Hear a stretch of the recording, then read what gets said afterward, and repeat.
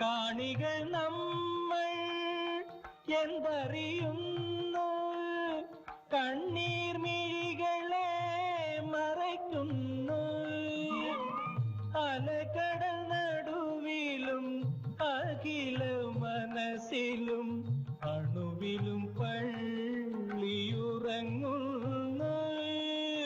ഈശ്വരൻ മനുഷ്യനായി അവതരിച്ചു, ഈ മണ്ണിൻ ദുഃഖങ്ങൾ സ്വയം വരിച്ചു. ഇരവും പകലും കരയും കടലും ഇടചേർന്ന ജീവിത കളിയരങ്ങിൽ ഈശ്വരൻ മനുഷ്യനായി അവതരിച്ചു, ഈ മണ്ണിൻ ദുഃഖങ്ങൾ സ്വയം വരിച്ചു. ഓം ഗുരു ബ്രഹ്മ ഗുരു വിഷ്ണു ഗുരുദേവോ മഹേശ്വര ഗുരു സാക്ഷാത് പരബ്രഹ്മ തസ്മൈ ശ്രീ ഗുരവേ നമഃ. ഓം തസ്മൈ ശ്രീ ഗുരുവേ നമഃ. ഓം ചിന്താലേശായ പരമഗുരുവേ നമഃ. നമസ്കാരം. ചിന്താലയ ഗുരു വിഷ്വൽ മീഡിയയുടെ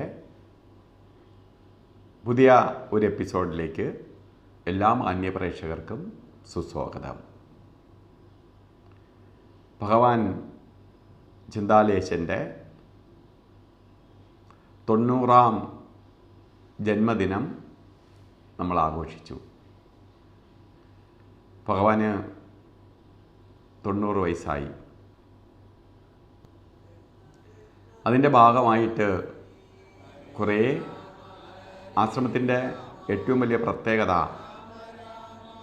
മറ്റ് സ്ഥലങ്ങളിൽ മറ്റ് ഉത്സവങ്ങളും ഒക്കെ ഉണ്ടാവും.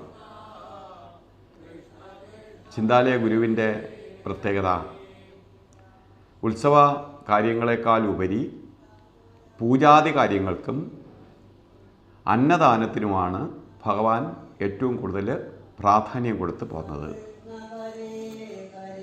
ഹരേ രാമ ഹരേ രാമ രാമ രാമ ഹരേ ഹരേ ഹരേ കൃഷ്ണ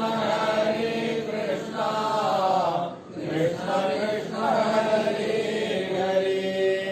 രാമ ഹരേ രാമ രാമ രാമ ഹരേ ഹരേ ഹരേ കൃഷ്ണ കൃഷ്ണ കൃഷ്ണ കൃഷ്ണ ഹരേ ഹരേ. ഹരേ രാമ ഹരേ രാമ രാമ രാമ ഹരേ ഹരേ ഹരേ കൃഷ്ണ കൃഷ്ണ കൃഷ്ണ കൃഷ്ണ ഹരേ ഹരേ. രാമ ഹരേ രാമ രാമ രാമ ഹരേ ഹരേ ഹരേ കൃഷ്ണ കൃഷ്ണ കൃഷ്ണ കൃഷ്ണ ഹരേ ഹരേ. ഹരേ രാമ ഹരേ രാമ രാമ രാമ ഹരേ ഹരേ ഹരേ കൃഷ്ണ കൃഷ്ണ കൃഷ്ണ കൃഷ്ണ ഹരേ ഹരേ. രാമ ഹരേ രാമ രാമ രാമ ഹരേ ഹരേ ഹരേ കൃഷ്ണ കൃഷ്ണ കൃഷ്ണ കൃഷ്ണ ഹരേ ഹരേ. ഹരേ രാമ ഹരേ രാമ രാമ രാമ ഹരേ ഹരേ ഹരേ കൃഷ്ണ കൃഷ്ണ കൃഷ്ണ കൃഷ്ണ ഹരേ ഹരേ.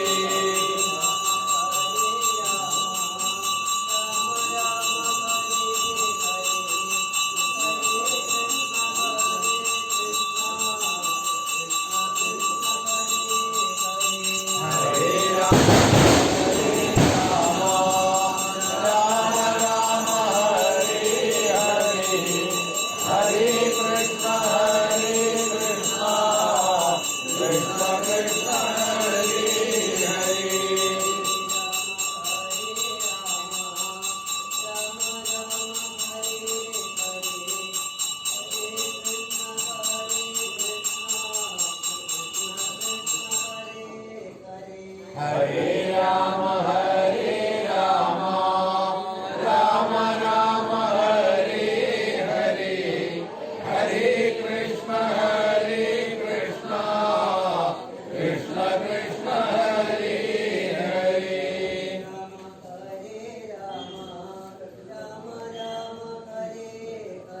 ഭഗവാൻ ജീവസമാധിയിൽ പ്രവേശിക്കുന്നതിന് മുമ്പ് തന്നെ ഭഗവാൻ തന്നെ സ്ഥാപിച്ച ക്ഷേത്രമാണ് അവിടെയുള്ളത്. മുമ്പ് അമ്പലമൊക്കെ പുരാതനമായിട്ടുണ്ടായിരുന്നു എങ്കിലും പ്രധാന ദേവതകളെയെല്ലാം പ്രതിഷ്ഠ നടത്തിയത് ഭഗവാൻ തന്നെ, ഭഗവാന്റെ നിർദ്ദേശപ്രകാരം തന്നെയാണ്.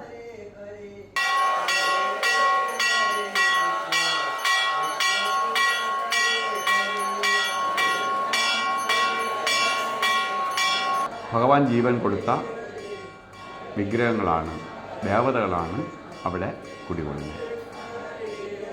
അതിൽ പ്രധാനമായിട്ട് മഹാഗണപതി, ഗണപതി സ്വയംഭൂ ഗണപതിയാണ്. ഗണപതി വളർന്നുകൊണ്ടിരിക്കുകയാണ്. അത്ര ശക്തി ഗണപതിയാണ് ഭഗവാൻ പ്രതിഷ്ഠ നടത്തിയിരിക്കുന്നത്. വരുന്ന ഓരോരുത്തരുടെയും വിഘ്നങ്ങളെല്ലാം മാറ്റി അവരെ നന്മയിലേക്ക് നയിക്കാൻ ശക്തിയുള്ള വിഘ്നേശ്വരനാണ് അവിടെ കുടികൊള്ളുന്നത്.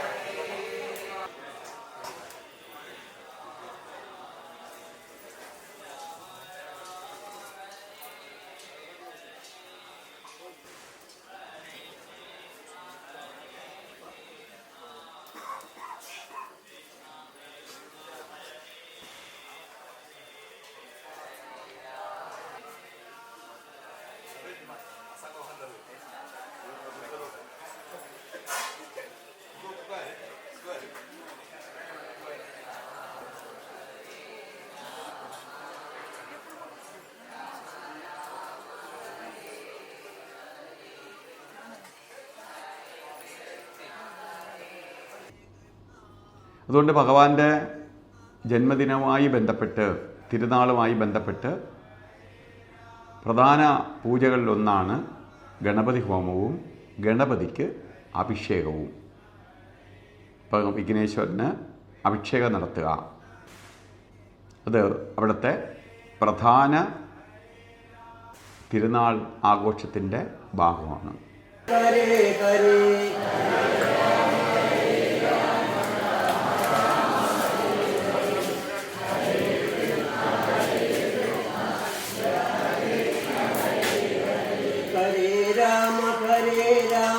രാമ രാമ ഹരേ ഹരേ ഹരേ കൃഷ്ണ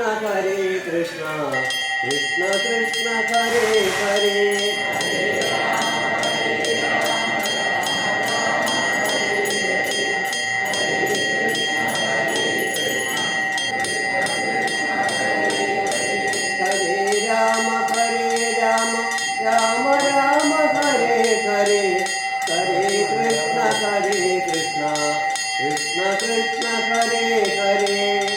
മറ്റ് ദേവതകൾക്ക് പൂജാതി കർമ്മങ്ങൾ നടത്തുന്നുണ്ടെങ്കിൽ പോലും ഭഗവാൻ ജീവസമാധിയിൽ പ്രവേശിക്കുന്നതിന് മുമ്പേ തന്നെ ഗുരുപൂജ അവിടെ നടത്തിപ്പോവുകയുണ്ട്. ഗുരുവാണ് എല്ലാം. സർവ്വതിനെയും മാറ്റിമറിക്കാൻ ശക്തിയുള്ളവനാണ് ഗുരു. ഇരുട്ടിൽ നിന്ന് വെളിച്ചത്തിലേക്ക് നമ്മളെ കൊണ്ടുവരാൻ, ഇരുട്ടാവുന്ന കർമ്മഫലത്തിൽ കിടക്കുന്ന നമ്മളെ വെളിച്ചമാവുന്ന മുക്തിയിലേക്ക് കൊണ്ടുവരാൻ ശക്തിയുള്ളവനാണ് ഗുരു. അതുകൊണ്ടാണ് ഗുരുവിനുള്ള പ്രാധാന്യം മറ്റാർക്കുമില്ല. ഗുരു ബ്രഹ്മാവാണ്, ഗുരു വിഷ്ണുവാണ്, ഗുരു മഹാദേവനാണ്.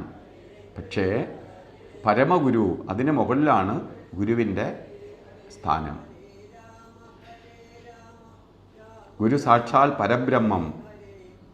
ഗുരു പരബ്രഹ്മമാണ്, എന്തിനേയും മാറ്റാൻ ശക്തിയുള്ളവനാണ്. ഈ ദേവന്മാർക്ക് ചെയ്യാൻ പറ്റാത്ത കാര്യങ്ങൾ പരമഗുരുവിന് സാധിക്കും. അതാണ് ഗുരു പരബ്രഹ്മമാണ്. ആ ഗുരുവിന് വേണ്ടിയിട്ട് ഗുരു പ്രാർത്ഥന വളരെ വ്രതശുദ്ധിയോടുകൂടി വ്രതാനുഷ്ഠാനത്തോടു കൂടിയാണ് ഭക്തന്മാർ ഗുരുപൂജയിൽ പങ്കെടുക്കണേ. അപ്പോൾ ഗുരുപൂജ അവിടുത്തെ പ്രധാന പൂജകളിൽ ഒന്നാണ്. അത് ഭഗവാന്റെ സമാധിയുമായി ബന്ധപ്പെട്ട് സമാധി ദിനത്തിലായാലും ജന്മദിനത്തിലായാലും ഗുരുപൂജയ്ക്ക് വളരെ പ്രാധാന്യമുണ്ട്. എല്ലാ സമാധി ദിനത്തിലും പ്രത്യേക ഗുരുപൂജ നടക്കാറുണ്ട്. എല്ലാ മാസത്തിലും വിശാഖ നക്ഷത്രത്തിന് ഭഗവാന്റെ ജീവസമാധിയുമായി ബന്ധപ്പെട്ട് ഗുരുപൂജ നടത്താറുണ്ട്. ഭഗവാന്റെ തിരുനാളുമായി ബന്ധപ്പെട്ടും ഗുരുപൂജ ചെയ്യാറുണ്ട്. അപ്പോൾ ഗുരുപൂജയ്ക്ക് വളരെ പ്രാധാന്യം ഭഗവാൻ കൽപ്പിച്ചിട്ടുണ്ട്. കാരണം ഗുരുപൂജയിലൂടെ അല്ലെങ്കിൽ ആ ഗുരുപ്രാർത്ഥനയിലൂടെ എല്ലാം നമുക്ക് നേടിയെടുക്കാൻ പറ്റും. മറ്റ് യാതൊരു പ്രാർത്ഥനയേക്കാൾ ശക്തമാണ് ഗുരുപ്രാർത്ഥന അല്ലെങ്കിൽ ഗുരുപൂജ. ഇത് മനസ്സിലാക്കിയ ഭക്തന്മാരാണ് ഗുരുപൂജയ്ക്ക് നേരത്തെ തന്നെ വ്രതാനുഷ്ഠാനമൊക്കെ നടത്തി പൂജയിൽ പങ്കെടുക്കണേ.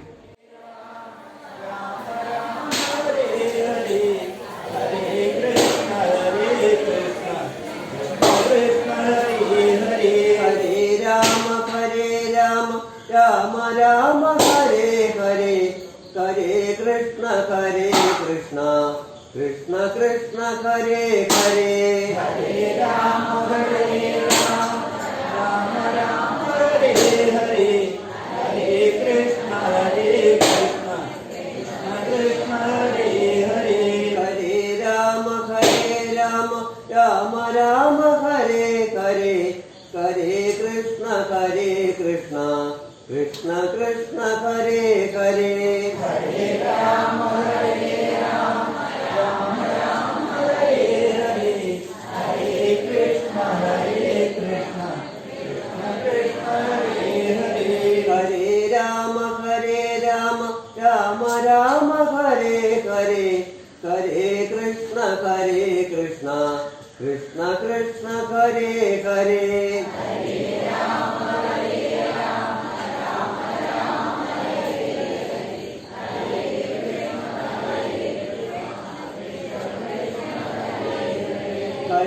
രാമ ഹരേ രാമ രാമ രാമ ഹരേ ഹരേ ഹരേ കൃഷ്ണ കൃഷ്ണ കൃഷ്ണ കൃഷ്ണ ഹരേ ഹരേ ഹരേ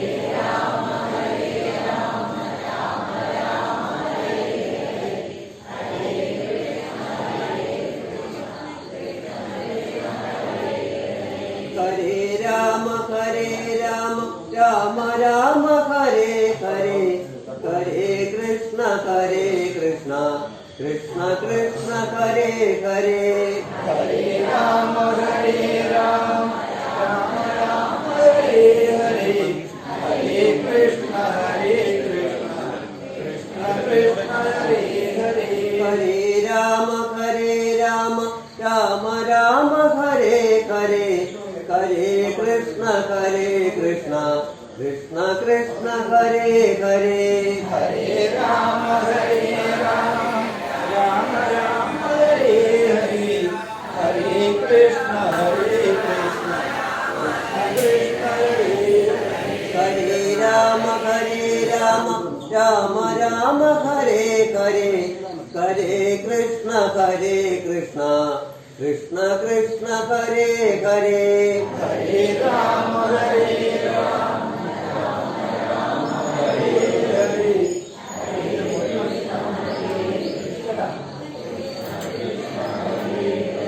ഹരേ രാമ രാമ രാമ ഹരേ ഹരേ ഹരേ കൃഷ്ണ കൃഷ്ണ കൃഷ്ണ കൃഷ്ണ ഹരേ ഹരേ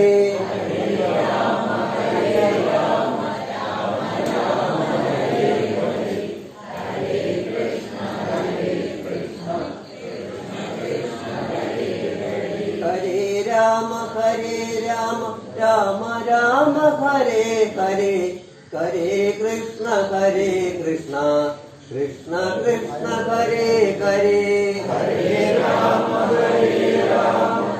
രാമ രാമ ഹരേ ഹരേ ഹരേ കൃഷ്ണ കൃഷ്ണ കൃഷ്ണ ഹരേ ഹരേ ഹരേ രാമ രാമ രാമ ഹരേ ഹരേ ഹരേ കൃഷ്ണ കൃഷ്ണ കൃഷ്ണ കൃഷ്ണ ഹരേ ഹരേ ഹരേ രാമ രാമ രാമ ഹരേ ഹരേ ഹരേ കൃഷ്ണ കൃഷ്ണ കൃഷ്ണ കൃഷ്ണ ഹരേ ഹരേ ഹരേ രാമ രാമ രാമ ഹരേ ഹരേ ഹരേ കൃഷ്ണ കൃഷ്ണ കൃഷ്ണ കൃഷ്ണ ഹരേ ഹരേ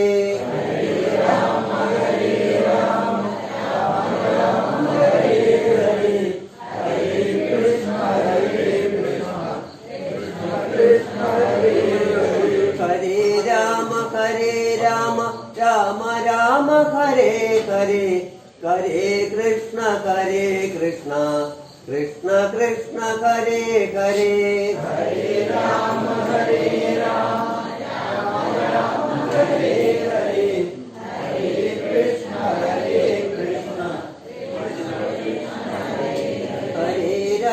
ഹരേ രാമ രാമ ഹരേ ഹരേ ഹരേ കൃഷ്ണ കൃഷ്ണ കൃഷ്ണ കൃഷ്ണ ഹരേ ഹരേ ഹരേ രാമ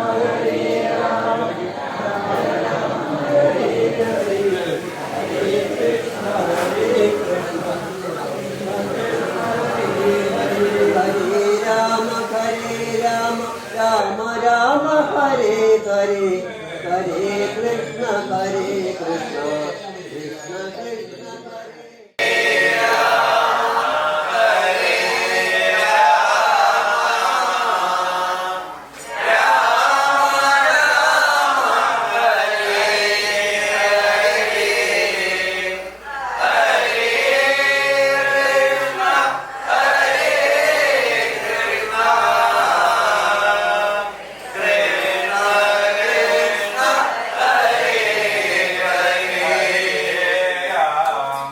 ഹരേ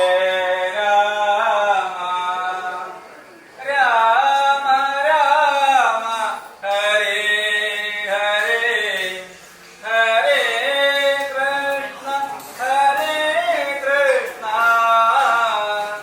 കൃഷ്ണ കൃഷ്ണ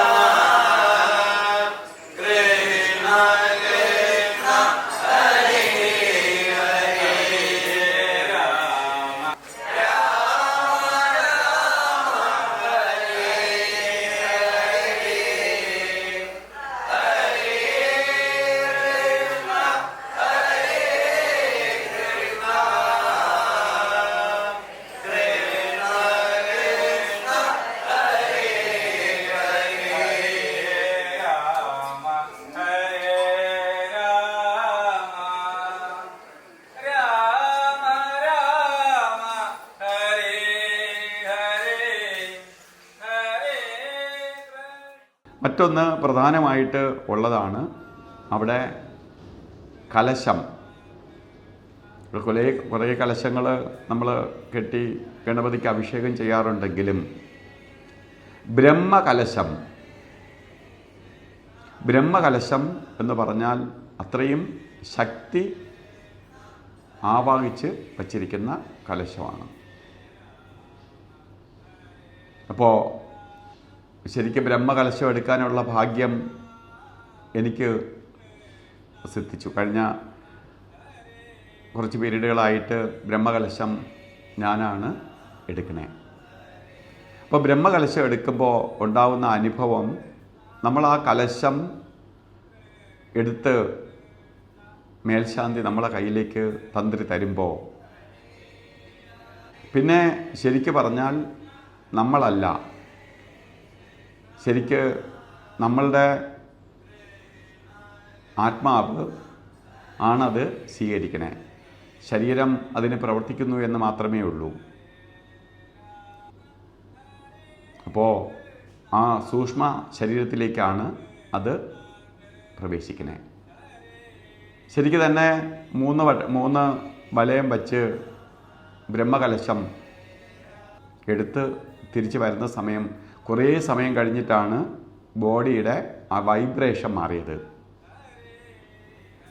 നമ്മൾ ശരീരം വിറയ്ക്കുകയായിരുന്നു. അത്ര പവർഫുള്ളാണ് ബ്രഹ്മകലശം.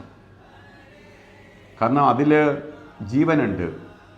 കലശം എന്ന് പറയുന്നത് തന്നെ, ഒരു കലശത്തെ കുറിച്ച് നമ്മൾ പറയുമ്പോൾ ഒരു മനുഷ്യൻ അല്ലെങ്കിൽ മനുഷ്യൻ്റെ അല്ലെങ്കിൽ ഒരു ദേവൻ്റെ ഫുൾ രൂപമാണ് കലശം. ആ കലശത്തിൻ്റെ ആ കുടം ശരീരമായിട്ടും അതിൽ ഉള്ളിൽ വച്ചിരിക്കുന്നത് ജലം നമ്മളെ ശരീരത്തിലെ ജീവജലമായിട്ടും അല്ലെങ്കിൽ രക്തമായിട്ടും, അതിൽ വയ്ക്കുന്ന തേങ്ങയാവട്ടെ നമ്മളെ ശിരസ്സായിട്ടും, അതുപോലെ ബാക്കി മാവല അതുപോലെ അലങ്കരിക്കുന്നത് നമ്മുടെ മുടിയായിട്ടും, അതുപോലെ അതിൽ കെട്ടുന്ന ഓരോ നൂലുകളും നമ്മളെ ഞരമ്പുകളായിട്ടും. അപ്പോൾ ഒരു പൂർണ്ണ ജീവനാണ്. അപ്പോൾ ഒരു ദേവനാണ് ബ്രഹ്മകലശത്തിലേക്ക്. ഒരു ദേവനെ അല്ലെങ്കിൽ ബ്രഹ്മം എന്ന് പറയുന്നത് എല്ലാം അടങ്ങുന്നതാണ്. ശരിക്കും ഗുരുസങ്കല്പമാണ്. ആ പരമഗുരുവിനെ തന്നെ നമ്മൾ ഇതിൽ ആവാഹിച്ച് എടുത്ത് കൊണ്ട് വരുന്നതാണ് ബ്രഹ്മകലശത്തിലൂടെ. അതുകൊണ്ടാണ് അത് എടുക്കുമ്പോൾ ഉണ്ടാകുന്ന അനുഭൂതി, അത് പറഞ്ഞ് നമുക്ക് മനസ്സിലാക്കാൻ സാധ്യമല്ല. അത്ര ശക്തമാണ് ഭഗവാൻ ചെയ്തു വച്ചിരിക്കുന്ന ഓരോന്നും.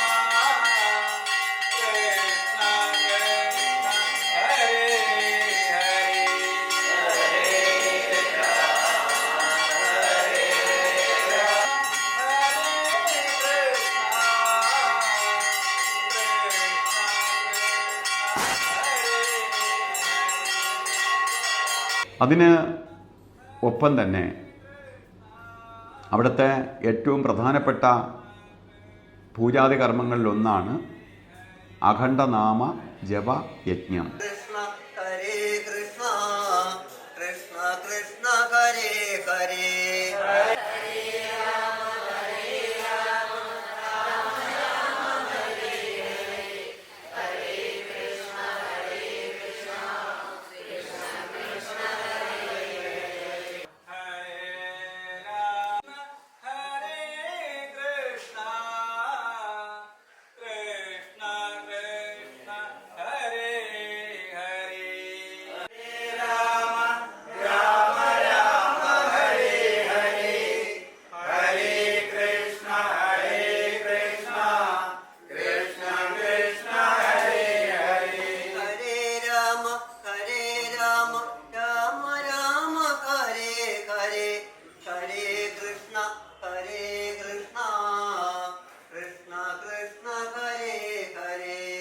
മൂന്ന് ദിവസത്തോളം രാത്രിയെന്നോ പകലെന്നോ ഇല്ലാതെ നാമജപം.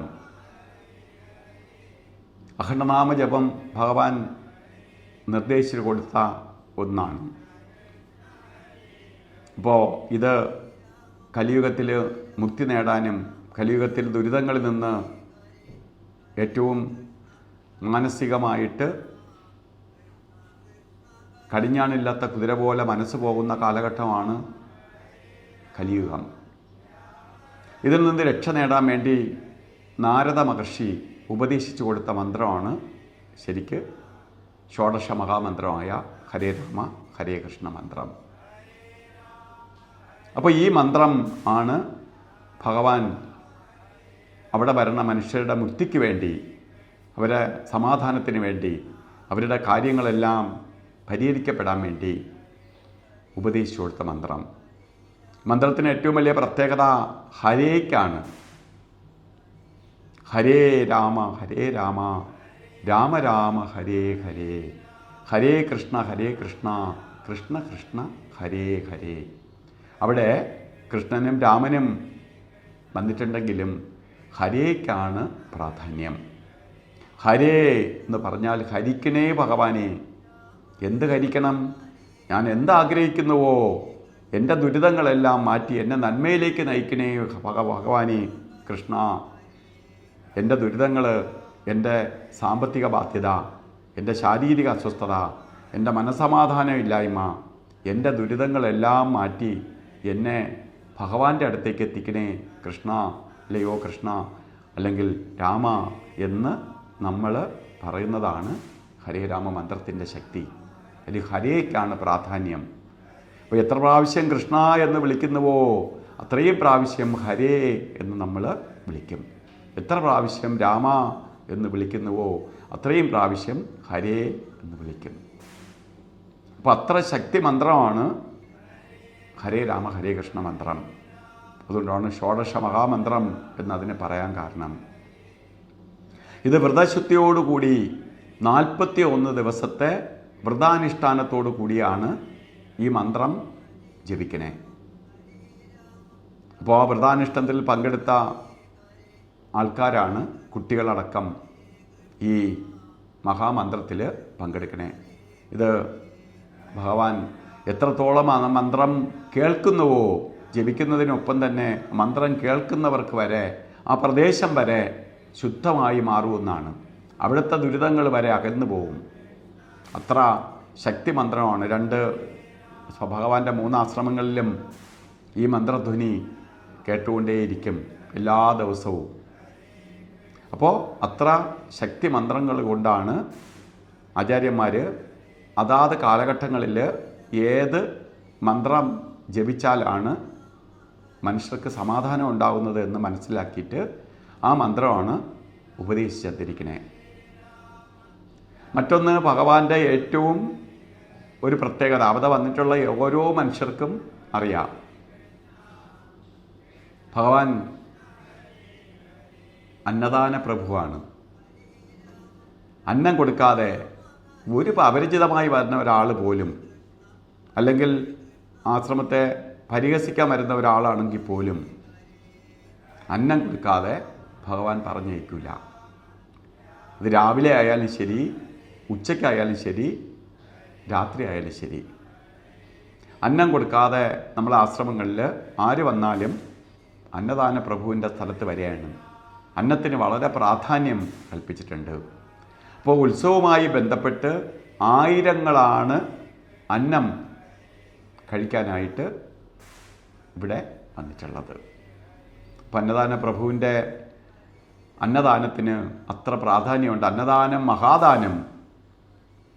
ഒരാൾ മനസ്സിൻ്റെ ഉള്ളിൽ നിന്ന് മതി എന്ന് പറയണമെങ്കിൽ അത് അന്നം മാത്രമേ ഉള്ളൂ, ആഹാരം മാത്രമേ ഉള്ളൂ. വേറെ ഒന്നു കൊടുത്തും ഒരാളിനെ തൃപ്തിപ്പെടുത്താൻ സാധ്യമല്ല. ഒരു ആനയെ കൊടുക്കുകയാണെങ്കിൽ അവനോട് ചോദിച്ചിരുന്നെങ്കിൽ ഒരു കുതിരയും കൂടി കിട്ടുമായിരുന്നു, അല്ലെങ്കിൽ കുറച്ച് ധനവും കൂടി ചോദിച്ചെങ്കിലും തരുമായിരുന്നു. ഞാൻ ചോദിച്ചത് കുറഞ്ഞു പോയോ? അപ്പോഴും ഉള്ളിൻ്റെ ഉള്ളിൽ നിറവ് വരത്തില്ല. പക്ഷെ അന്നദാനത്തിന് ശകലം പായസം കൂടി ഇല്ലയോ എനിക്കിനി പറ്റില്ല എന്ന് ഉള്ളു നിറഞ്ഞ് പറയുന്ന ഒന്ന് അന്നം മാത്രമേ ഉള്ളൂ.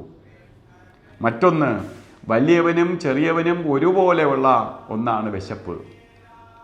അവൻ വലിയവനാണ്, അതുകൊണ്ട് അവന് വിശക്കൂല. അവൻ ധനാഢ്യനാണ്, അതുകൊണ്ട് അവന് വിശക്കൂല. ഇവൻ പാവപ്പെട്ടവനാണ്, അല്ലെങ്കിൽ ഭിക്ഷക്കാരനാണ്, അതുകൊണ്ട് അവന് വിശക്കും. വിശപ്പ് ദൈവം എല്ലാവർക്കും കൊടുത്തിട്ടുണ്ട്. അപ്പോൾ അന്നത്തിന് വലിപ്പ ചെറുപ്പമില്ല. വലിയവനും ചെറിയവനും ഒരുപോലെ ആവശ്യപ്പെട്ടതാണ് അന്നം. ആ അന്നത്തിനാണ് അവിടെ ഏറ്റവും കൂടുതൽ പ്രാധാന്യം. വന്നിട്ടുള്ളവർക്കറിയാം, അവിടുത്തെ അന്നം കഴിച്ച് രോഗവിമുക്തി വന്ന എത്രയോ പേരുണ്ട്. പ്രസാദമാണ്, ഭഗവാന്റെ പ്രസാദം കഴിച്ച് അവിടുന്ന് അന്നം കഴിച്ച് എത്ര അന്നം കഴിക്കാൻ പറ്റാത്ത ആൾക്കാർക്കും അവിടുത്തെ അന്നം കഴിച്ച് ദോഷം മാറിപ്പോവും.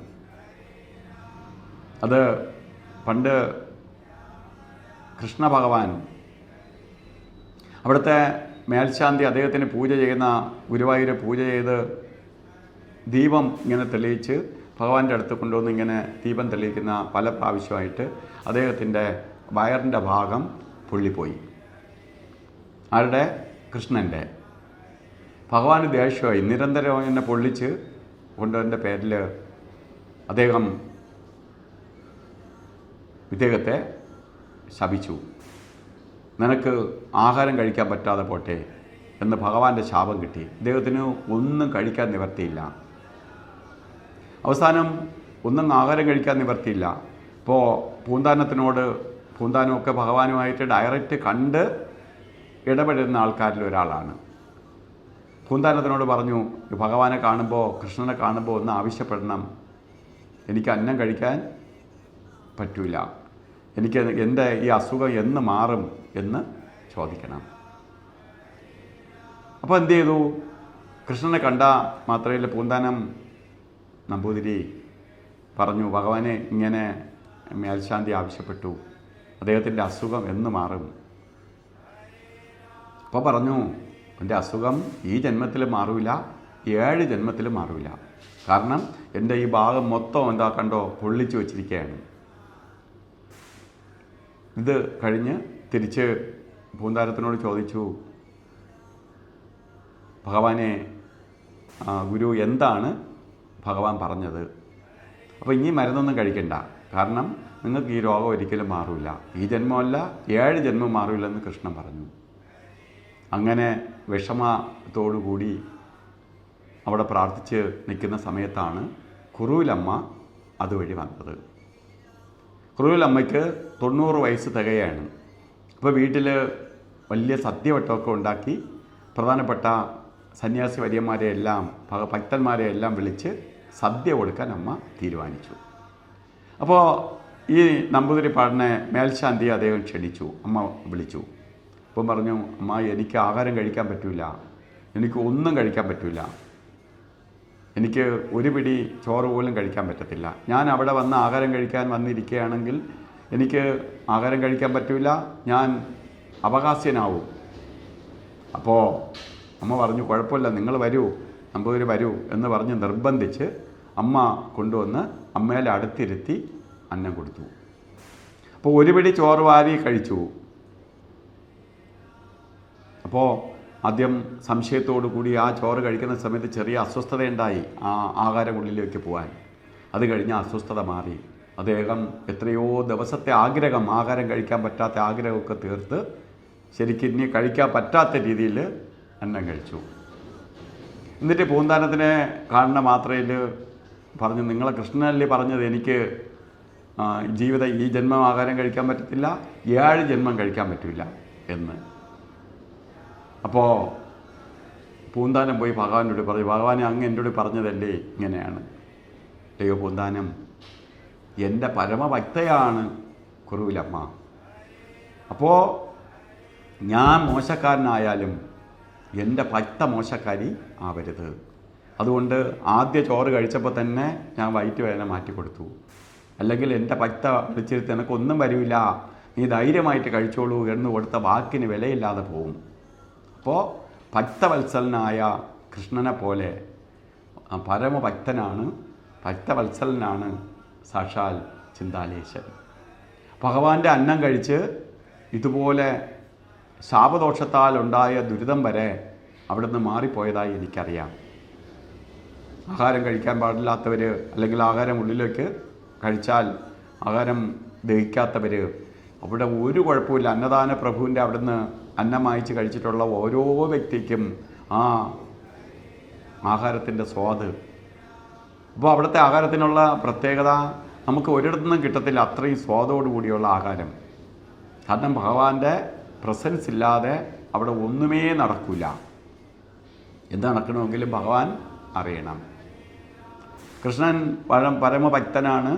പരമഭക്തരെ അത്രയും സഹായിക്കുന്നവനാണെങ്കിൽ അതിനേക്കാൾ ഭഗവാൻ തന്നെ ഒരിക്കൽ പറഞ്ഞു, കൃഷ്ണൻ ചെയ്യുന്നേക്കാൾ 7 ഇരട്ടി മായ കാണിക്കുമ്പോഴേ ഞാൻ എന്ന് ഭഗവാൻ പറഞ്ഞിട്ടുണ്ട്.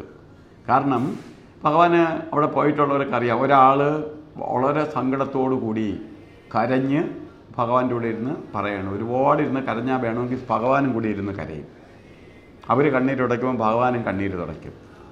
അപ്പോൾ അവർ വിചാരിക്കും ഭഗവാൻ എൻ്റെ കണ്ണീര് കണ്ട്, അല്ലെങ്കിൽ എൻ്റെ ദുഃഖം കണ്ട് ഭഗവാൻ കരഞ്ഞതാണെന്ന്. അതാണ് ഭഗവാന്റെ മായ.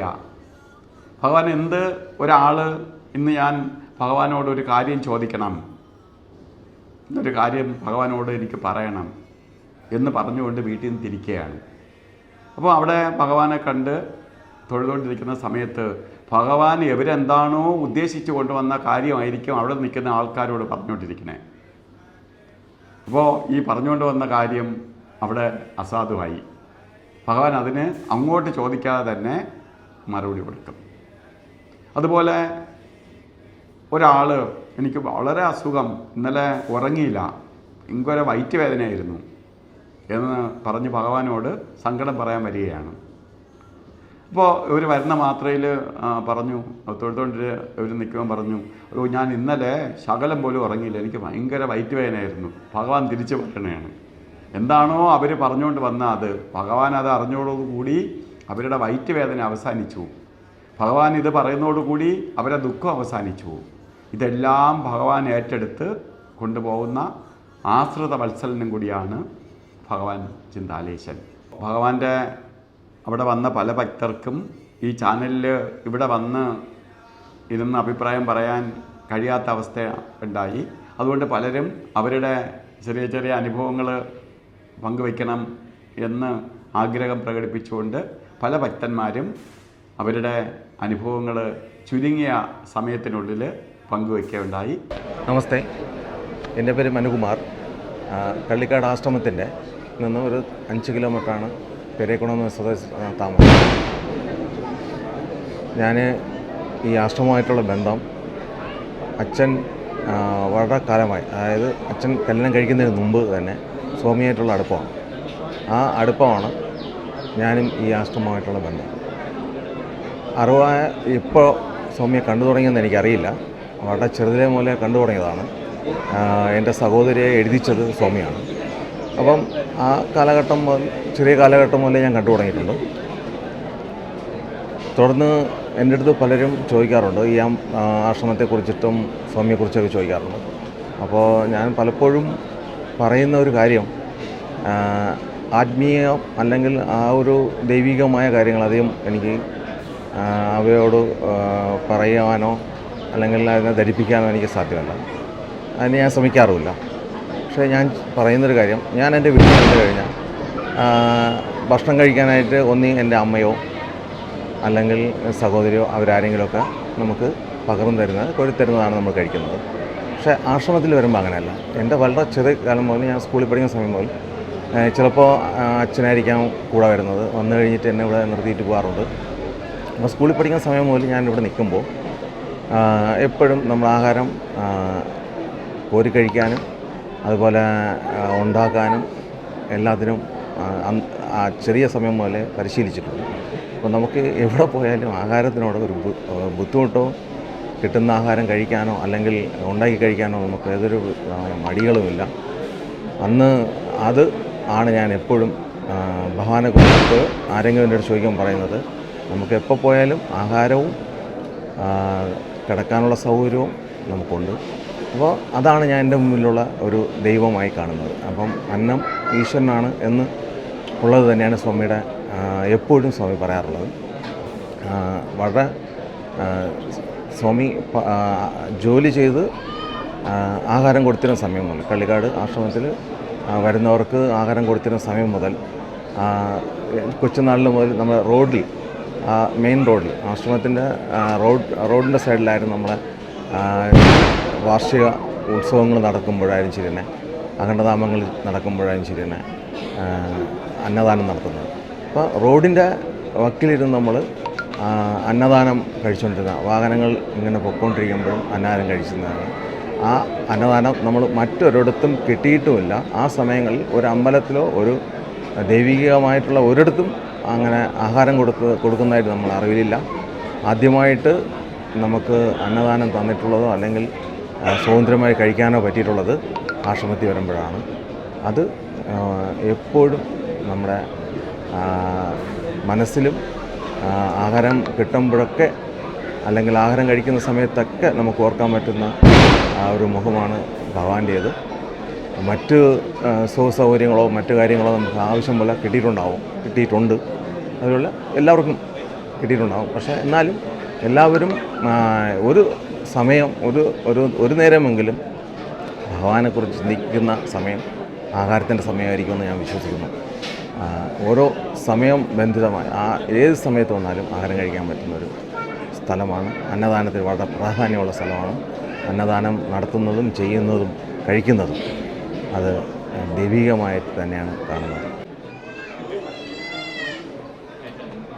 ഇന്നത്തെ പ്രത്യേകത എന്ന് പറയുന്നത് സ്വാമിയുടെ ജന്മനാളാണ്. അപ്പോൾ സ്വാമി ജനിച്ച ദിവസം നമ്മൾ മഹന്നാളിൽ എല്ലാ വർഷവും വളരെ ഗംഭീരമായിട്ടാണ് ആഘോഷിക്കുന്നത്. അത് സ്വാമി ഉണ്ടായിരുന്ന സമയം മുതൽ വളരെ അന്നദാനവും അതോടൊപ്പം തന്നെ അഖണ്ഡനാമവും നടത്തി വരുന്നതാണ്. ആ പ്രാധാന്യമാണ് ഇന്നത്തെ ദിവസത്തിന് ഉള്ളത്. ഇന്ന് പ്രത്യേകിച്ച് ഒത്തിരി കുട്ടികളും മുതിർന്നവരും നാമം പറയാനായിട്ട് എത്തുന്ന, അതായത് 4 ദിവസം ഇവിടെ തങ്ങി നിന്ന് നാമം പറയുന്നത് ആണ് ഞങ്ങളുടെ കൊച്ചുനാളിലുള്ള അനുഭവങ്ങൾ. അന്ന് തന്നെ അതായത് നമ്മൾ ക്യൂ നിന്ന് അല്ലെങ്കിൽ വരി കാത്തു നിന്ന് ഭക്ഷണം കഴിക്കേണ്ട ഒരവസ്ഥ വരുന്നത് ഇത്തരം ദിവസങ്ങൾ നമ്മൾ ഉത്സവ സമയങ്ങളിലാണ്.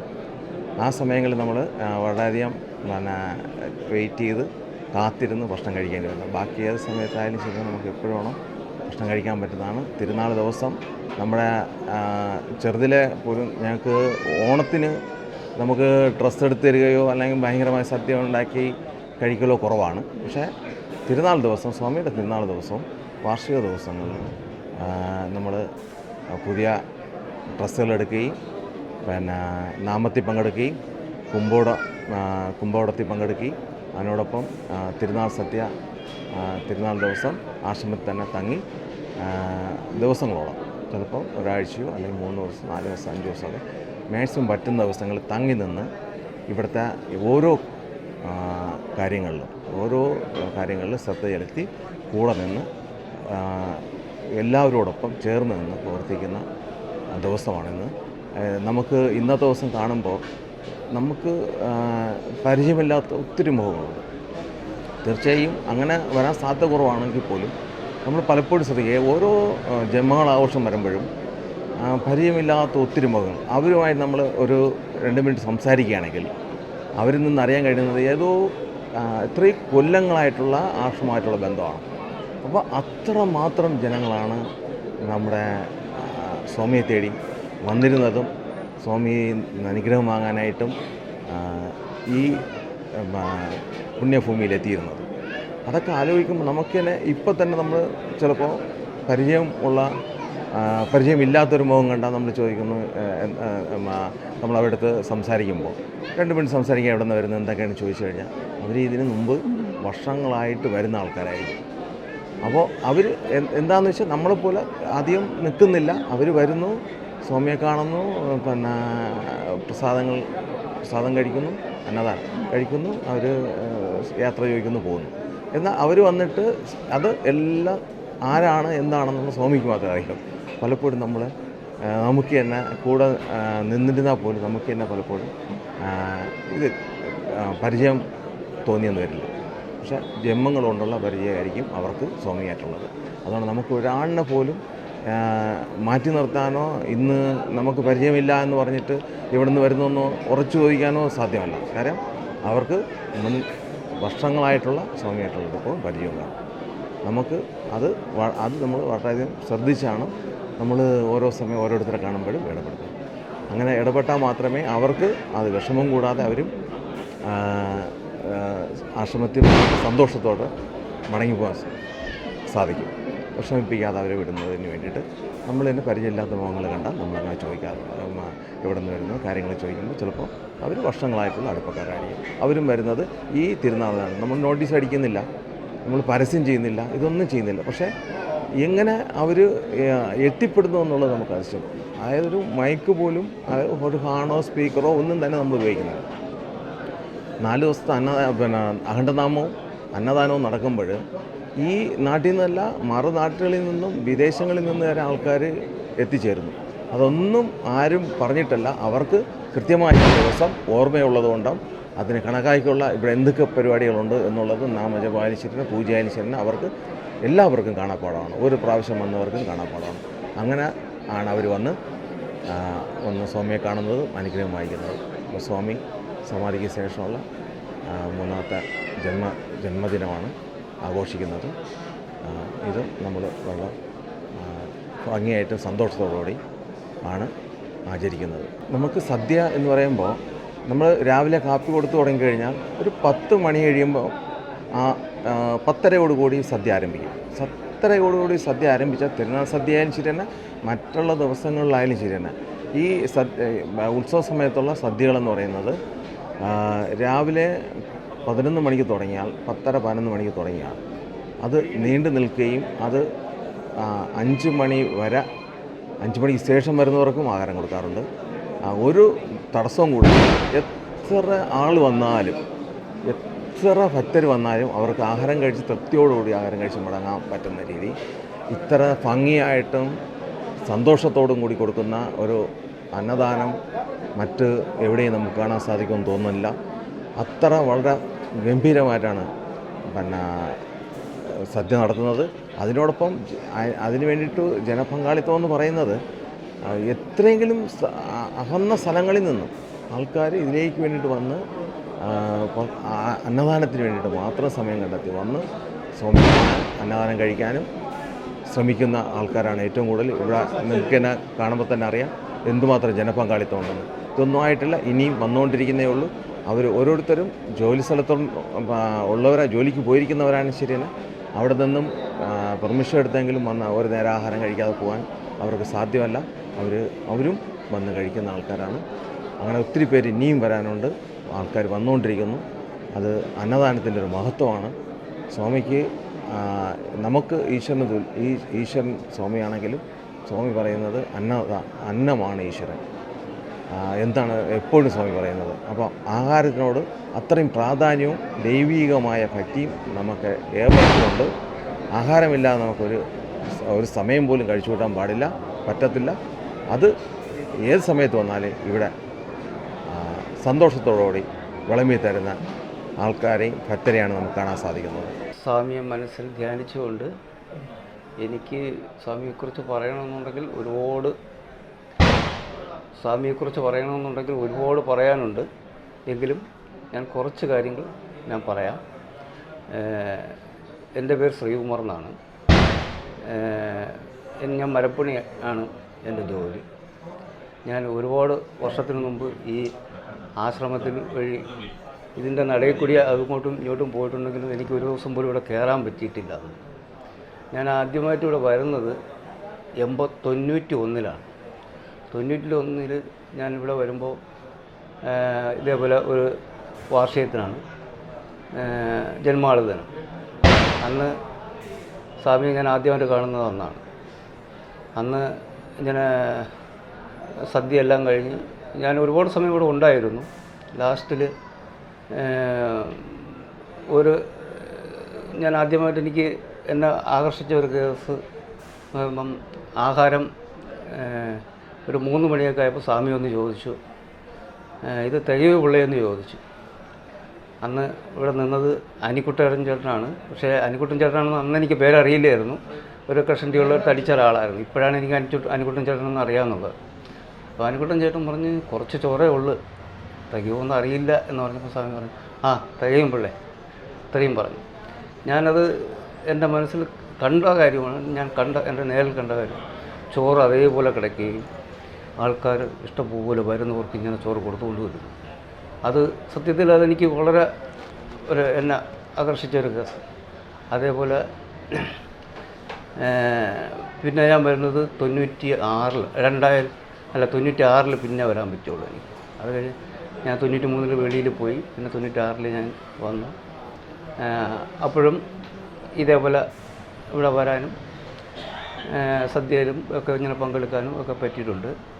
അത് കഴിഞ്ഞ് പിന്നെ വരുന്നത് 2007 പിന്നെ എനിക്കിവിടെ വരാൻ പറ്റിയിട്ടുള്ളൂ. 2007 വന്നതിന് ശേഷം ഇവിടുത്തെ കാർപ്പൻ്റർ പണിയൊക്കെ ഞാൻ ഒരുപാട് ഞാൻ കൂടെ ഇങ്ങനെ ചെയ്യാൻ എനിക്കൊരു അവസരം കിട്ടി. മാമനായിരുന്നു ഇവിടുത്തെ പണി. മാമൻ്റെ കൂടെ എനിക്ക് ഒരുപാട് നാൾ പണിയാനുള്ള ഒരു അവസരങ്ങൾ കിട്ടിയിട്ടുണ്ട്.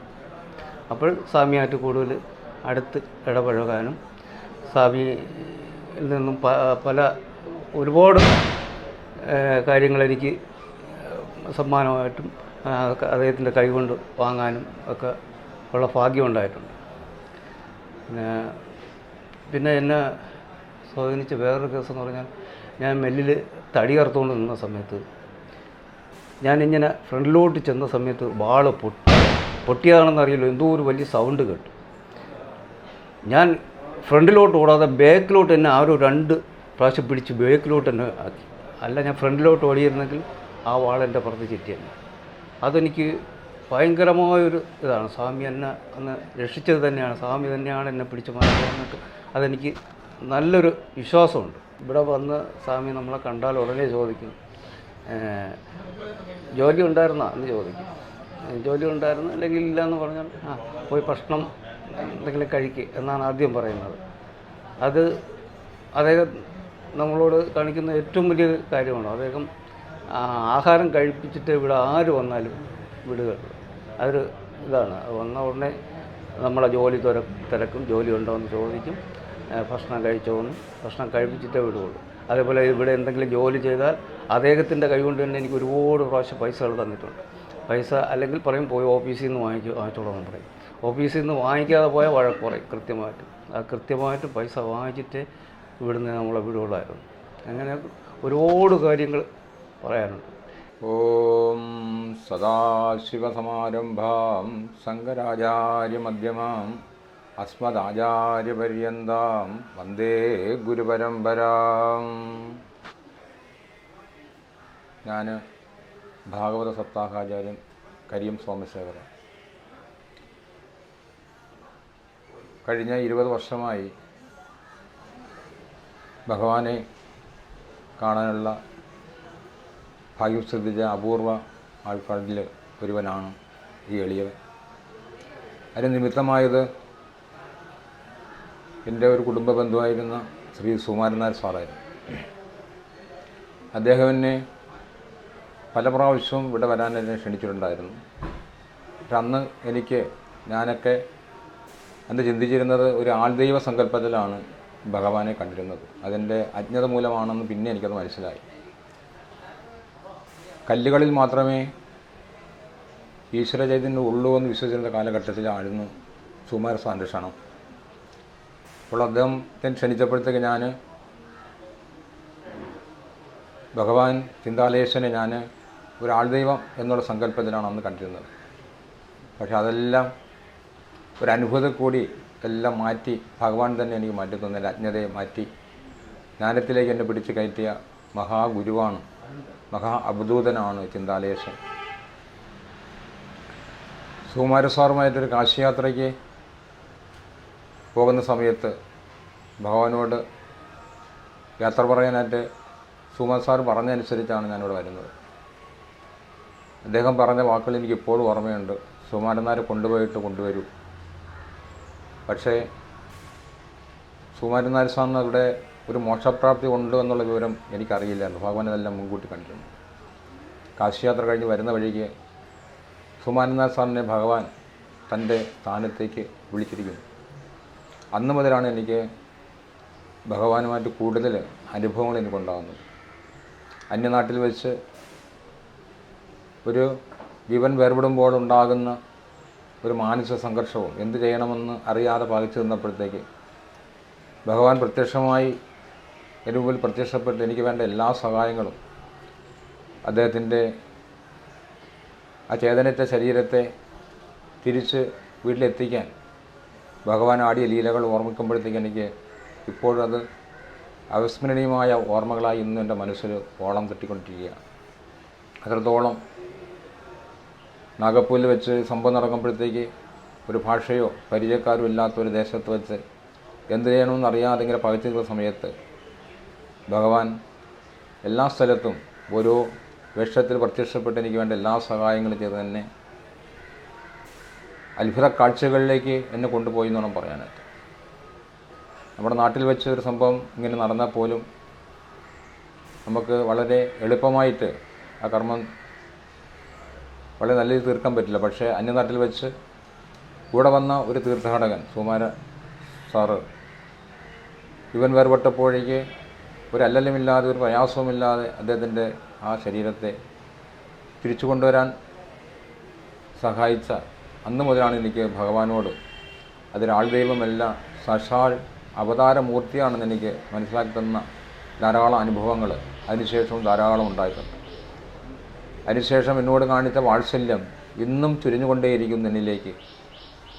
എത്ര പറഞ്ഞാലും തീരാൻ പറ്റാത്ത അത്ഭുതങ്ങൾ എൻ്റെ ജീവിതത്തിൽ അദ്ദേഹം എനിക്ക് ഓരോ ദിവസവും അനുഭവത്തിലേക്ക് തന്നുകൊണ്ടേയിരിക്കുന്നു. എൻ്റെ ആ ആൾദൈവ സങ്കല്പത്തിൽ നിന്നും സാക്ഷാൽ ദൈവസങ്കല്പത്തിലേക്ക് എല്ലാ ചരാചരങ്ങളിലും അടങ്ങിയിരിക്കുന്നത് ഭഗവാന്റെ ചൈതന്യമാണെന്നുള്ള ആ മഹത്വത്വം, ആ നാനാത്വത്തിൽ ഏകത്വം എന്ന് പറയുന്ന ആ സനാധർമ്മത്തിൻ്റെ ആ തത്വം ഞാൻ ആദ്യമായി മനസ്സിലാക്കിയത് ഭഗവാനിൽ കൂടിയാണ്. ഭഗവാന്റെ ഓരോ ലീലകളും എൻ്റെ ജീവിതത്തിൽ ഉണ്ടാക്കിയ മാറ്റങ്ങൾ അധ്യാപനത്തിലേക്ക് എന്നെ പിടിച്ച് ഉയർത്തിയ ആ ഭാവസപ്താഹ ആചാര്യ തലത്തിലേക്ക് എന്നെ ഉയർത്തിയ ആ ഭഗവാന്റെ പാദങ്ങളിൽ എനിക്കൊന്ന് പ്രണമിക്കാൻ മാത്രമേ സാധിക്കുന്നുള്ളൂ. അതെന്നും ഉണ്ടാകണം. ആ പാദപങ്കജങ്ങൾ എന്നും എൻ്റെ മനസ്സിൽ കുടിയിരിക്കണമേ എന്നുള്ള പ്രാർത്ഥന മാത്രമേ എനിക്കുള്ളൂ.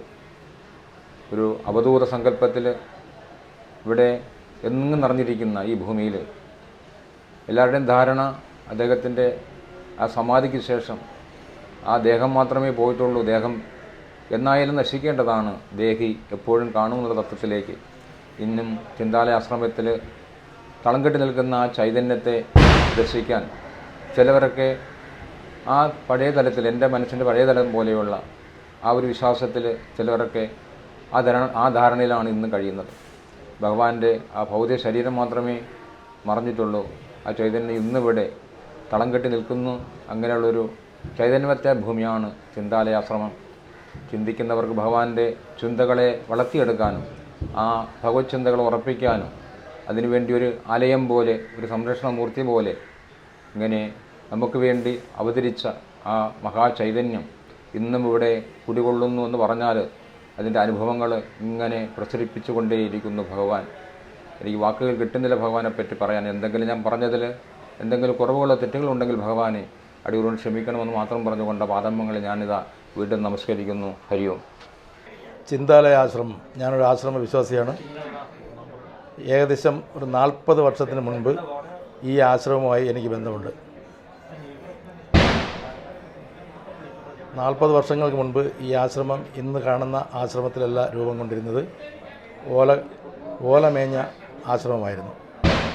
അന്ന് ഞങ്ങളൊരു 10ഓളം കുട്ടികൾ, ഞങ്ങൾ സ്കൂളിൽ പഠിക്കുന്ന ആ സമയത്ത് 10ഓളം വരുന്ന ചെറു സംഘം ശ്രീരാമ പട്ടാഭിഷേകം ഇവിടെ നടക്കുകയും ആ പട്ടാഭിഷേകം നടക്കുന്ന എല്ലാ പട്ടാഭിഷേകത്തിനും ഭജന ഗാനമേള നടത്തുന്ന അതിലൊരാളായിരുന്നു ഞാൻ. തുടർന്ന് രാമായണ പാരായണവും അന്ന് നടക്കുന്നുണ്ടായിരുന്നു. അന്ന് ഇവിടുത്തെ ദേവനായി കുടികൊണ്ടിരുന്ന സ്വാമി ഇവിടെ വരുന്ന ഓരോ ഭക്തജനങ്ങൾക്കും ആഹാരവും പ്രസാദവും തന്ന് മാത്രമേ നമ്മളെ തിരിച്ചുവിടുകയുള്ളൂ. ആ ആശ്രമം 40 വർഷങ്ങൾക്ക് ശേഷം ഇന്ന് ഈ കാണുന്ന പുരോഗതിയിലേക്ക് നയിച്ചത് സ്വാമിയോടുള്ള വിശ്വാസവും ഈ സ്ഥലത്തിൻ്റെ പ്രത്യേകതയും കൊണ്ട് തന്നെയാണ്. മറ്റ് ആശ്രമങ്ങളിൽ നിന്നും വ്യത്യസ്തമായൊരു അനുഭൂതി എല്ലാ ആൾക്കാരും അങ്ങനെ പറയുന്നതാണ്. എല്ലാ ആശ്രമങ്ങൾക്കാളും ഇതിവിടെ പ്രത്യേകത ഉണ്ടെന്ന് പറയുന്നതിൻ്റെ കാരണം ഏതൊരു ദേവാലയങ്ങളിൽ പോയിട്ട് വരുന്നതിനേക്കാൾ ഒരു പ്രത്യേക ആത്മീയത മനസ്സിനകത്ത് നിറയുകയും അതുമായി പൊരുത്തപ്പെട്ട് നമുക്ക് ജീവിക്കാൻ കഴിയുന്ന ഒരു പ്രത്യേകതര അനുഭൂതി എനിക്ക് അങ്ങനെയാണ് ഇതുവരെ ഉണ്ടായതും. ഈ ആശ്രമം ഇന്നത്തെ രീതിയിൽ ഈ പുരോഗമനത്തിനുള്ള പ്രധാന കാരണം എല്ലാ ഭക്തജനങ്ങളും ഒരൊറ്റ മനസ്സാൽ, പ്രത്യേകിച്ച് സ്വന്തം കാര്യത്തിന് വേണ്ടി ഒന്നും ഇവിടെ നിന്ന് കിട്ടുന്നില്ല എന്നുള്ള ഒരൊറ്റ സംതൃപ്തി, കൂട്ടാറ്റ പ്രവർത്തനം, എല്ലാ ആൾക്കാർക്കും നന്മ വരട്ടെ എന്നുള്ള ഒരു ചിന്താഗതിയോടുകൂടി ഒത്തൊരുമിച്ച് പ്രവർത്തിക്കുന്നതിൻ്റെ ഫലമായി ഇവിടുത്തെ ഒരു വിശ്വാസത്തിൻ്റെ ഫലമായാണ് ഈ ആശ്രമം ഇന്ന് ഇത്ര രീതിയിൽ പുരോഗമനം കൈക്കൊണ്ടിട്ടുള്ളത്. കൂടാതെ ഇന്നത്തെ ഈ അഖണ്ഡനാമ ജപം ഇതൊക്കെ പണ്ട് ഉണ്ടായിരുന്നു. അന്നും ഇതുപോലെ ഞങ്ങൾ കുറച്ച് ആൾക്കാർ ഇവിടെ സ്ഥിരം വരികയും ഈ അഖണ്ഡനാമത്തിലെല്ലാം പങ്കെടുക്കുകയുണ്ടായി. അതിനുശേഷം ഇപ്പോൾ പുതിയ ഭരണസമിതിയും പുതിയ ഭക്തജനങ്ങളോടുള്ള സാമീപ്യവും എല്ലാം കൊണ്ട് ഈ ആശ്രമം ഇന്ന് ലോകോത്തര നിലവാരത്തിലേക്ക് ഉയർന്നുകൊണ്ടിരിക്കുന്നതിന് യാതൊരു സംശയവുമില്ല. ഇന്നിവിടെ നമ്മൾ ഏകദേശം 10,000 ആയിരക്കണക്കിന് സ്ഥലങ്ങളിലുള്ള ആൾക്കാരാണ് ഇന്നിവിടെ ഈ വിശ്വാസമായ ഈ ആശ്രമത്തിൽ വന്നു ചേരുകയും ഇവിടുത്തെ ഭക്തി നിർഭരമായ ഇവിടുത്തെ ചടങ്ങുകളിലെല്ലാം പങ്കെടുത്ത് നിർവൃതി അടയുകയും ചെയ്യുന്നത്. അനുഭവം എന്ന് പറയുമ്പം അന്ന് ഈ 40 വർഷങ്ങൾക്ക് മുൻപ് ഈ ക്ഷേത്രത്തിൽ വരുമ്പോൾ എനിക്കിത് ഇവിടുത്തെ കാര്യങ്ങളെക്കുറിച്ചൊന്നും അറിയില്ലായിരുന്നു. ഞാനിവിടെ ഈ പൈസ കാണിക്കയായി അർപ്പിക്കുകയും അത് ഈ സ്വാമി എന്നെ വിളിച്ച് ആ പൈസ തിരിച്ചെടുപ്പിക്കുകയും ചെയ്യുന്നൊരു അനുഭവം എനിക്കുണ്ടായിട്ടുണ്ട്. കാരണം ഇവിടെ പൈസയുടെ ആവശ്യം ഇല്ല എന്ന് എന്നോട് സ്വാമി പറഞ്ഞു. പൈസയെല്ലാം അല്ലാതെ തന്നെ വരും. പൈസ ഇവിടെ പ്രത്യേകിച്ച് വ്യക്തിപരമായ ആരും പൈസ കൊണ്ട് കാണിക്ക അർപ്പിക്കേണ്ട. ഇവിടെ പൂജാതി കാര്യങ്ങൾക്കുള്ള സാധനങ്ങൾ മാത്രം, പൂവോ എണ്ണയോ തിരിയൊക്കെ മാത്രമാണ്. പിന്നെ അതുകൂടാതെ ഇവിടെ വന്നതിന് ശേഷം എനിക്കുണ്ട് വ്യക്തിപരമായെന്ന് പറഞ്ഞാൽ ഞാൻ വിദേശ രാഷ്ട്രത്തിൽ പോവുകയും ഒരു ജോലി എനിക്ക് സമ്പാദിക്കാൻ കഴിയുകയും അങ്ങനെ ഞാനിപ്പം അത്യാവശ്യം നല്ല രീതിയിൽ ഇവിടുത്തെ വിശ്വാസത്തോടു കൂടി ഇന്നും എന്നും ഞാൻ ജീവിക്കുന്ന ഒരാളാണ്. എൻ്റെ കുടുംബവും അതുപോലെയാണ്. കൂടാതെ എൻ്റെ കൂട്ടുകാർക്കെല്ലാം അതിനുശേഷം അവരിവിടെ നിരന്തരം വരികയും ഈ ആശ്രമവുമായി ബന്ധപ്പെട്ടുള്ള ചെറിയ രീതിയിലുള്ള പ്രവർത്തനങ്ങൾക്കെല്ലാം ഭാഗവാക്കാകുകയും അവർക്കും നല്ല രീതിയിലുള്ള കുടുംബജീവിതവും ഈ ഏരിയയ്ക്ക് ഈ പ്രദേശത്തുള്ള ആൾക്കാർക്ക് തന്നെ സന്തോഷമായി ജീവിക്കുന്നതിനുള്ള ഒരു പ്രത്യേക അനുഭൂതിയാണ് ഇന്ന് നിലവിലുള്ളത്. நமஸ்காரம். சிந்தாலய ஈசன் போற்றி.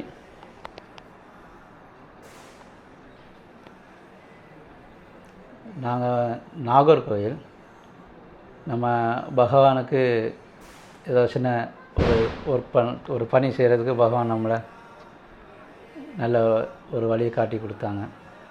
சாமிக்கு கோயில் கட்டுறது, கவசங்கள் செய்கிறது,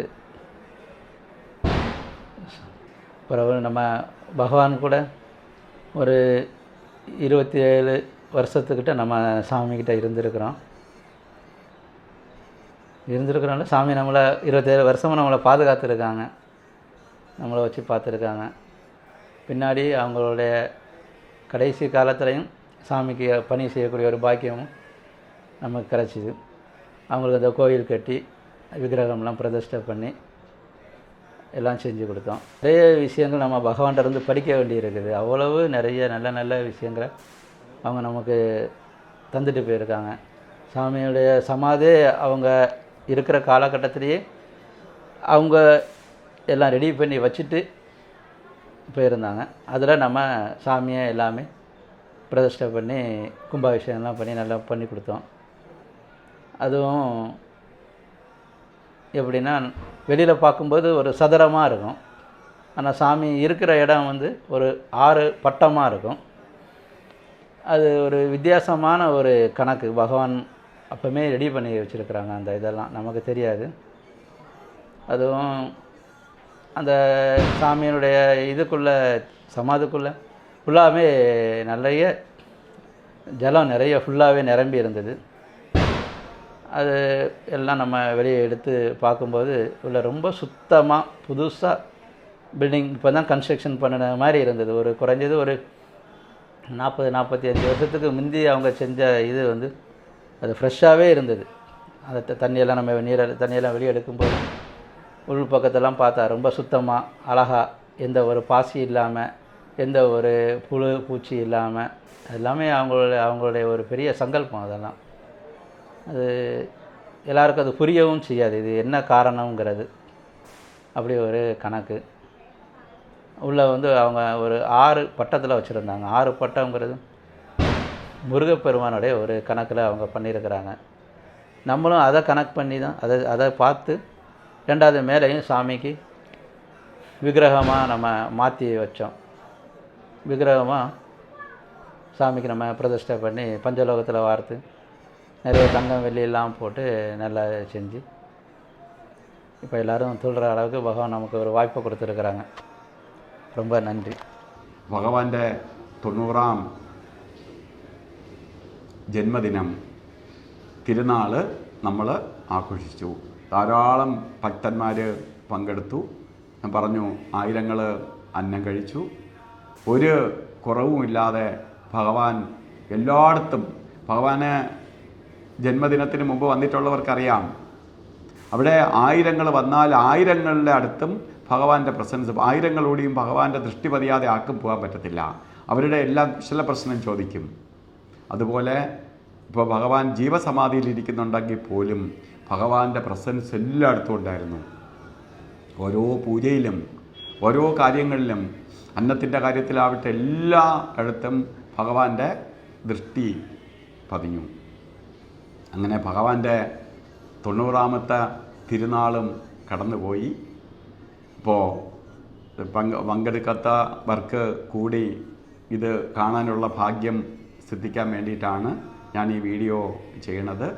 എല്ലാവർക്കും ഭഗവാന്റെ വീഡിയോ കണ്ട് ഭഗവാന് ആ തിരുനാളിന് പങ്കെടുത്ത അനുഭൂതി ഉണ്ടാവും എന്നുള്ളതിന് സംശയമില്ല. എല്ലാവർക്കും നല്ലത് വരട്ടെ എന്ന് പ്രാർത്ഥിച്ചുകൊണ്ട് നിർത്തുന്നു. നന്ദി, നമസ്കാരം.